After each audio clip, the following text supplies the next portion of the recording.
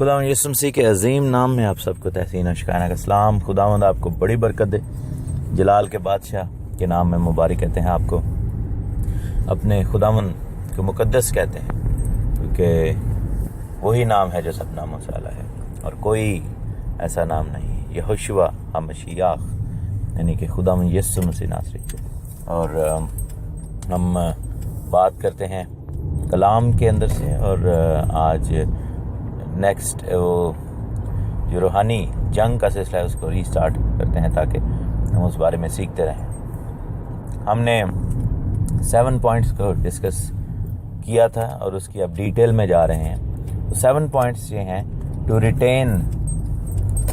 Retain the deliverance. अगर आप delivered हैं, अगर आप फ़तहमंद मसीही ज़िंदगी गुजारते हैं, तो उस फ़तहमंद मसीही ज़िंदगी में आपको कैसे फ़तहमंद रहना है।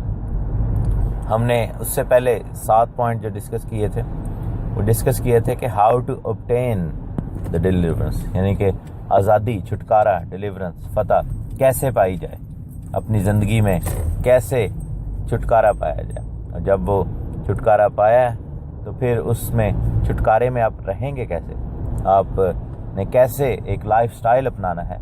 आपकी ज़िंदगी का तर्ज ऐसा होना चाहिए कि आप फ़तहमंद रह सकें। मसीही नुक्ता नज़र से मसीह जैसे बन जाए, जैसे मसीही का मतलब है कि जैसा मसीह था मैं वैसा ही हूँ, जैसा हमारा मसाया था, जैसा हमारा बादशाह था, जैसा हमारा छुड़ाने वाला यहोशुआ है।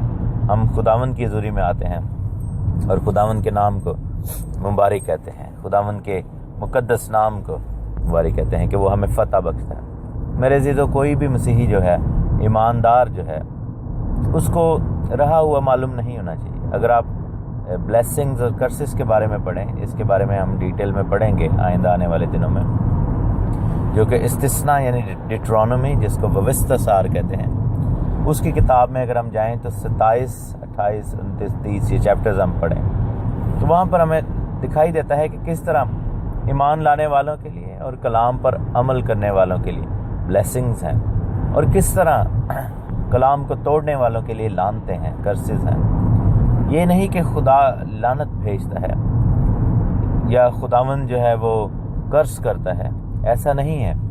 खुदावंद ब्लेस करता है। खुदावंद के कलाम में क्या लिखा है कि मैंने बरकत और लानत दोनों को तुम्हारे सामने रखा है। लेकिन खुदावंद ने साथ में अपनी ख्वाहिश का इजहार किया कि बस तुम बरकत को चुनो, बरकत को इख्तियार करो। लेकिन क्या होता है कि जब हम दूसरी राह चुन लेते हैं, जब हम ऐसी राह चुनते हैं जो इब्लीस को मौका देती है, तो वो फिर हमारी ज़िंदगी में कर्सेस पैदा करने की, लानतें लेकर आने की कोशिश करता है। इसी वजह से जब खुदावंद की फिर बरकत वापस आती है, या फिर आप ये देखें कि जब खुदावंद खुदा को हम वापस अपनी ज़िंदगी में आने का मौका देते हैं, दावत देते हैं, जब हम खुदा के साथ दोबारा चलना शुरू करते हैं, तो एकदम वो कर्सेस भाग जाती हैं, एकदम वो लानतें भाग जाती हैं, एकदम वो कमियां, कमज़ोरियाँ हमारी ज़िंदगी से दूर भाग जाती हैं। क्योंकि किसी भी लानत, किसी भी कर्ज का, किसी भी कमी कमज़ोरी का ताल्लुक़ खुदा से नहीं है। कभी भी ये जो है यानी कि जो हिंड्रेंसेस हैं ये खुदा की तरफ से नहीं आती। ये अंधेरे की पैदावार है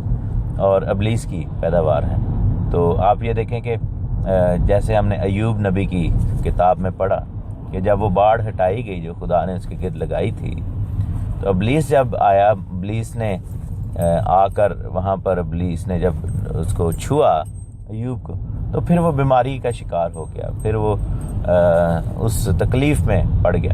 लेकिन फिर जब खुदावंद वापस आते हैं, खुदावंद ने जब देखा कि मेरा बंदा अय्यूब कायम रहा ईमान पर, तो फिर जो है वो बरकत उसकी ज़िंदगी में दोबारा आती है। अगर हमारी ज़िंदगी में बरकत की कमी है मेरे अज़ीज़ों किसी भी तरीके से, तो हमें अपने आप को गौर करना पड़ेगा। जैसे बाइबल में लिखे ना कि बस हर एक अपने आप को जांच ले। हम में से हर एक को अपनी ज़िंदगी पर गौर करना पड़ेगा। मुझसे बहुत सारे दोस्त दुआ के लिए कहते हैं कि ब्रदर आप हमारे लिए दुआ करें, हमारी ये प्रॉब्लम है जाती ही नहीं। मैं काम के लिए तलाश करता हूँ, मुझे जिस काम में हाथ डालता हूँ ये प्रॉब्लम आ जाती है, मेरा मसला ही बिगड़ जाता है। तो मेरे अज़ीज़ों, अगर हम डेस्परेट हैं बरकत पाने के लिए अपनी ज़िंदगी में, इतने ज़्यादा डेस्परेट का मुझे उर्दू में वर्ड नहीं आता, डेस्परेट से मुराद के अगर हम बहुत ज़्यादा जस्तजू में हैं, बहुत ज़्यादा भूखे प्यासे हैं برکت کے لیے، اگر ہم بہت زیادہ متلاشی ہو گئے ہیں برکت کے لیے، تو ہمیں جو ہے لعنت کو دور کرنے کے لیے بھی تو اس سے زیادہ ہی ڈیسپریٹ ہونا چاہیے۔ پرابلم کہاں پر آتی ہے کہ جب ہم اپنی زندگی کی جو ایسی لذتیں ہیں، ایسی جو لسٹس ہیں، ہماری زندگی کی ایسی بری خواہشیں ہیں اور ایسی بری عادتیں ہیں، ان کو نہیں ہم چھوڑنا چاہتے، لیکن ہم چاہتے ہیں کہ خدا ہمیں بلیس ضرور کرے۔ یہاں پر پرابلم آتی ہے میرے عزیزو۔ پرابلم ہمیشہ تبھی آتی ہے کہ میں نے دیکھا ہے کہ دعا کے لیے جب لوگ آتے ہیں، جب دعا کے لیے کہا جاتا ہے اور لوگ اپنی پرابلم شیئر کرتے ہیں، اور جب ان کو کہا جاتا ہے کہ آپ کو اپنی زندگی میں سے یہ چیزیں نکالنی پڑیں گی، تو ان کے لیے بڑا مشکل ہوتا ہے، لیکن ان کی خواہش ہوتی ہے کہ برکت ضرور ملے، یا دعا کا جواب پازیٹیو ضرور ہو، شفا ملے، اور کئی دفعہ اس خادم کے ایمان کے باعث، یا پھر کئی دفعہ اس شخص کے اس وقت جب وہ دعا کے لیے آیا ہے، ایمان کے باعث برکت آ بھی جاتی ہے، لیٹ سے اس کو اس وقت فوری طور پر شفا مل بھی گئی، لیکن وہ قائم نہیں رہتی، کیونکہ اب اس زندگی میں وہ چیزیں ریموو نہیں ہوتی جو کہ پہلے، یعنی کہ ان دا فرسٹ پلیس وہ اس بیماری یا لعنت کے لانے کا سبب جو چیزیں بنی تھی وہ نہیں ریموو ہوتی۔ اسی لیے پھر کیا پرابلم ہوتی ہے کہ وہ پھر بیماری واپس آ جاتی ہے، اور پہلے سے زیادہ سیریسلی واپس آتی ہے، وہ لعنت واپس آ جاتی ہے، اور پہلے سے زیادہ جو ہے وہ سیریس ہو کے، پہلے سے زیادہ بڑی پرابلم بن کے واپس آتی ہے، کیونکہ اپنے ساتھ 6-7 اور بھی لے آتی ہے وہ چیزیں۔ تو یہ کلیہ ہے اس چیز کا کہ ہمیں بیماری کو نہیں، ان وجوہات کو دیکھنا ہے، پہلے ان ریزنز کو دیکھنا ہے، ان پوائنٹس کو دیکھنا ہے جس کے باعث جو ہے پرابلم آئی ہے زندگی میں۔ اگر آپ کی کسی بھی کام میں آپ ہاتھ ڈالتے ہیں اور وہ فیل ہو جاتا ہے، تو یہ تو اس کا رزلٹ ہے کسی چیز کا، ٹھیک ہے نا۔ اب جیسے لوگ عام ڈاکٹرز جو ہیں یہ جانتے ہیں کہ بخار جو ہوتا ہے وہ خود ان اٹ سیلف بیماری نہیں ہے، بخار جو ہے وہ کسی چیز کا رزلٹ ہے، یعنی کہ کسی بیماری کے باعث بخار ہوتا ہے، ٹھیک ہے نا۔ آپ کی باڈی جو ہے وہ ریئیکشن ہے بخار کسی چیز کا، کہ آپ کی باڈی ریئیکٹ کر رہی ہے، اوور ہیٹڈ ہو رہی ہے، لیکن اس کے پیچھے ایک چیز کوئی اور کھڑی ہوتی ہے۔ تو ڈاکٹرز کیا کرتے ہیں کہ وہ آپ کو جب بھی ڈائیگنوز کرتے ہیں تو وہ آپ کو اس بیماری کے لیے، اس پرابلم کے لیے ڈائیگنوز کرتے ہیں جس کی وجہ سے بخار ہوا۔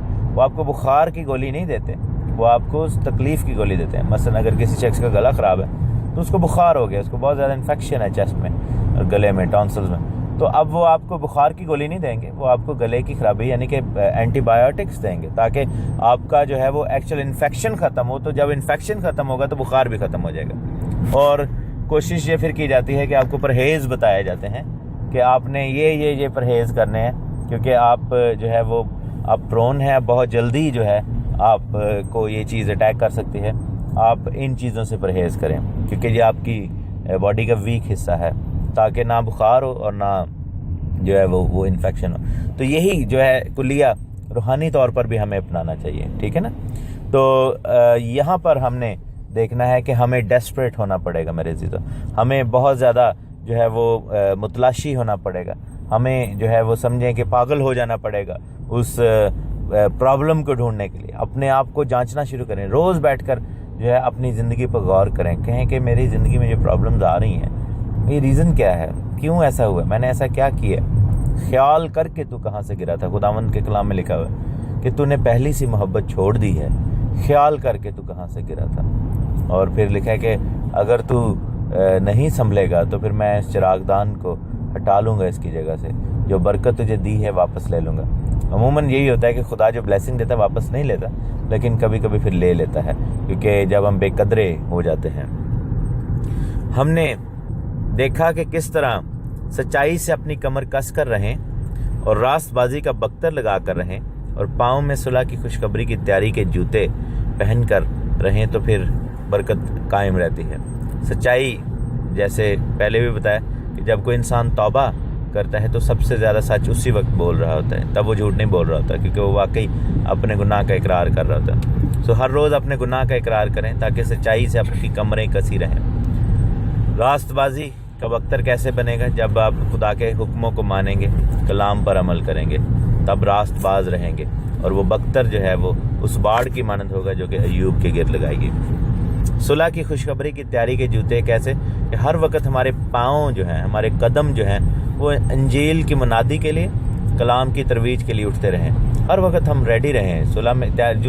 جوتے جب تک انسان پہنے رکھتا ہے تب تک وہ ایکٹیو ہوتا ہے، لیکن جوتے تب اتارے جاتے ہیں جب آپ بستر پہ چلے جاتے ہیں، جب آپ سونے کا ارادہ کرتے ہیں۔ تو جوتے پہننے کا مطلب یہ ہے کہ ہر وقت انجیل کے لیے، خدا کے کلام کی منادی کے لیے ریڈی رہیں۔ جیسے ہی آپ کو موقع ملے گواہی ضرور دیں، لوگوں کو اپنی زندگی کے بارے میں بتائیں کہ خداوند نے ہماری زندگی میں کتنے بڑے بڑے کام کیے ہیں، کیونکہ ایمان سننے سے پیدا ہوتا ہے۔ اور آپ امیجن نہیں کر سکتے کہ کئی دفعہ ہمارے منہ سے نکلا ہوا گواہی کا ایک جملہ ہی لوگوں کی زندگی کے لیے کتنا زیادہ کارآمد ہو سکتا ہے اور ان کی زندگیاں بدل سکتی ہیں۔ اور پھر لکھا ہے کہ اور ان سب کے ساتھ ایمان کی سپر لگا کر قائم رہو۔ یہ افسیوں 6 باب میں پڑھ رہا ہوں۔ ایمان کی سپر جو ہے یہ ایک شیلڈ کو کہتے ہیں، کیونکہ آپ یہ دیکھیں کہ جب جنگ میں جایا جاتا ہے تو جب تک آپ کے پاس شیلڈ نہیں ہوگی تب تک آپ جو ہیں وہ بہت زیادہ ونریبل ہیں۔ ونریبل مطلب کہ تب تک آپ بہت زیادہ اوپن ہیں، آپ ایکسپوزڈ ہیں، آپ جو ہے شیطان کے سامنے، ابلیس کے سامنے کہہ لیں کہ کھلا ٹارگٹ ہے، آپ کو کہیں سے بھی وہ ہٹ کرنے کی کوشش کر سکتا ہے۔ لیکن جب ایمان آتا ہے ہماری زندگی میں تو ایمان کیا کرتا ہے کہ ہمارے گرد ایک شیلڈ بنا دیتا ہے، ایک ڈھال بنا دیتا ہے، کیونکہ خدا کے کلام میں لکھا ہے نا کہ وہ خداوند خدا ہماری ڈھال اور ہماری سپر ہے۔ تو ایمان کیسے جو ہے وہ ڈھال بناتا ہے؟ جب ہم کوئی بھی دعا کریں تو ہم یقین کر لیں کہ اس کا جواب ہمیں مل گیا۔ جیسے میں نے پہلے بھی بتایا کہ ایک دفعہ ایک بھائی نے مجھے فون کیا اور مجھے فون کر کے کہتے کہ میرے لیے آپ دعا کریں، میرے بیٹے کے لیے دعا کریں۔ تو میں نے کہا ضرور ایسا کر دیں گے۔ تو لیکن خود ہی انہوں نے کہا، کہتے میں نے 2 منٹ پہلے ہارون بھائی سے بھی دعا کروائی ہے، تو میں نے سوچا آپ سے بھی کروا لوں۔ تو میں نے ایک دم پھر ریفیوز کیا، میں نے کہا کہ میرے بھائی جب آپ نے ان سے دعا کروائی ہے تو کیا وہ انہوں نے ٹھیک دعا نہیں کی؟ کہہ رہے نہیں انہوں نے بالکل بہت مزیدار دعا کی، مجھے بڑی خوشی ہوئی۔ تو میں نے کہا پھر جب انہوں نے کر دی ہے تو پھر ایمان رکھیں، پھر میں آپ کے لیے دعا نہیں کروں گا، میں آپ کے لیے شکر گزاری ضرور کروں گا۔ تو ایمان کا مظاہرہ کب ہوتا ہے؟ کلام میں لکھا ہے کہ ایمان امید کی ہوئی چیزوں کا ثبوت، اعتماد اور اندیکھی چیزوں کا ثبوت ہے۔ یعنی کہ جب چیز نہیں ہے تو ہمیں ایسے لگنا شروع ہو جائے کہ وہ ہے، تو پھر ایمان ہے۔ تو ایمان کیا کرتا ہے کہ ہماری زندگیوں میں ایک ایسی ڈھال بنا دیتا ہے جو کہ ابلیس پھر اس کو عبور نہیں کر سکتا۔ جیسے ایوب کی مثال میں بار بار اس لیے دے رہا ہوں کہ ابلیس نے خدا سے شکایت کی تھی۔ ایوب کی کتاب کے پہلے 2 چیپٹرز پڑھیں تو وہاں پہ لکھا ہے کہ جب خدا نے ایوب کی تعریف کی تو ابلیس نے وہاں پر شکایت کی تھی۔ اس نے کہا کہ چونکہ تو نے اس کے گرد جو ہے وہ باڑ لگائی ہوئی ہے، اس نے کہا کہ تو نے اس کے گرد ایسی ایک باڑ لگائی ہوئی ہے جس کو میں عبور نہیں کر سکتا، جس کے اندر میں نہیں جا سکتا۔ امیجن کریں کہ آپ کے گرد بھی ایک ایسی جو ہے وہ خیمہ لگ جائے، آپ کے گرد بھی ایک ایسا جو ہے باڑ لگ جائے کہ ابلیس چاہ کر بھی اس کے اندر نہ جا سکے۔ یہ کتنی بلیسڈ پوزیشن ہے، یہ کتنا زبردست کام ہوئے گا ہماری زندگیوں میں۔ اور یہ ان کے گرد ہوتا ہے جو خدا سے ڈرتے ہیں، کیونکہ زبور 34 میں لکھا ہے کہ خداوند سے ڈرنے والوں کے گرد خدا کا خیمہ جو ہے وہ لگ جاتا ہے۔ اور لکھا ہے کہ ایمان کی سپر لگا کر قائم رہو جس سے تم اس شریر کے سب جلتے ہوئے تیروں کو بجھا سکو۔ ایمان جو ہے وہ ایسی ڈھال پرووائڈ کر رہا ہے ہمیں۔ تو ایمان پیدا کیسے ہوتا ہے؟ خدا کے کلام کے سننے سے۔ لکھا ہے کہ ایمان سننے سے پیدا ہوتا ہے اور سننا مسیح کے کلام سے، ٹھیک ہے نا؟ تو کتنا زیادہ ضروری ہے کہ ہم یہ ڈھال کریٹ کریں۔ آپ میں سے کتنے دوست ہیں یا بہن بھائی ہیں جو اپنے بچوں کو جو ہے کلام سناتے ہیں، یعنی کہ ان کو ریسائٹ کر کے ان کے ساتھ بات کرتے ہیں، مطلب ان کو کلام کی آواز سناتے ہیں، اور آڈیو میں، یعنی کہ ہمیں چاہیے کہ ہم آواز کے ساتھ کلام بھی پڑھیں اور اپنی فیملی کو، اپنے دوستوں کو، اپنے بھائیوں کو کلام کے ساتھ کور کریں۔ میرے عزیزو، یہی پرابلم ہے، کیونکہ آپ یہ دیکھیں کہ آخری زمانہ میں آموس نبی کی کتاب اس کے 8ویں باب میں کیا لکھا ہے کہ قحط کس چیز کا پڑے گا؟ کلام کو سننے کا۔ یہ ہارون بھائی نے یہ بڑا زبردست پوائنٹ اس چیز کو پوائنٹ آؤٹ کیا کہ لوگ عام سمجھتے ہیں کہ بائبلیں دنیا میں سے اٹھا لی جائیں گی اور غائب ہو جائیں گی۔ شاید ایسا نہ ہو، کیونکہ کلام ادھر ہی رہے گا، بائبل بھی سامنے رہے گی، لیکن لکھا ہے کہ کلام کو سننے کا قحط پڑ جائے گا۔ یعنی کہ لوگ جو ہیں وہ کلام کو سننا نہیں چاہیں گے، ان کو سچی بات سننا اچھا نہیں لگے گا، گوارا نہیں ہوگا، اور کلام میں کیوں لکھا ہے کہ آخری زمانہ میں تلوار جب چلے گی تو 2 3 کے خلاف ہو جائیں گے اور 3 2 کے خلاف ہو جائیں گے، کیونکہ جو سچائی کو مانیں گے وہ سچائی بیان کرنے کی کوشش کریں گے، اور جو جھوٹ کی راہ پر چلنا چاہیں گے وہ اپنے کانوں کو بند کر لیں گے۔ جب اسٹیفنس نے خداوند کی گواہی دی، جب اس کو سنسار کرنے کے لیے لے کر جا رہے تھے اور اس نے وہاں پر کھڑے ہو کر خدا کے کلام کو بتایا، تو لکھا ہے کہ ان کے جی جل گئے، اور وہ اتنا زیادہ اس وقت بدرو کے انفلوئنس میں تھے کہ انہوں نے اپنے کان بند کر لیے، سننے کو ریفیوز کر دیا، اور اس کا نتیجہ کیا نکلا کہ انہوں نے اس راست باز شخص کو مار ڈالا۔ تو یہی ہوگا کہ کلام کو سننے کے لیے لوگ اتنے ایکسٹریمسٹ ہو جائیں گے کہ وہ کہیں گے کہ ہمارے سامنے بات ہی نہ کی جائے۔ لیکن اگر ایسے لوگ ہوں گے تو پھر لعنت اور برائی اور کمزوری تو ڈیفینیٹلی آئے گی، پھر ابلیس کو موقع ملے گا، کیونکہ ان کے گرد کوئی ڈھال، کوئی سپر نہیں ہوگی۔ لیکن اگر ہم دیانتداری کے ساتھ سنیں اور اپنا کان لگائیں تو خداوند بھی پھر آسمان پر سے سنے گا ہماری، اور ہمارے گرد ڈھال بنائے گا۔ خداوند خدا آپ کو بڑی برکت دے۔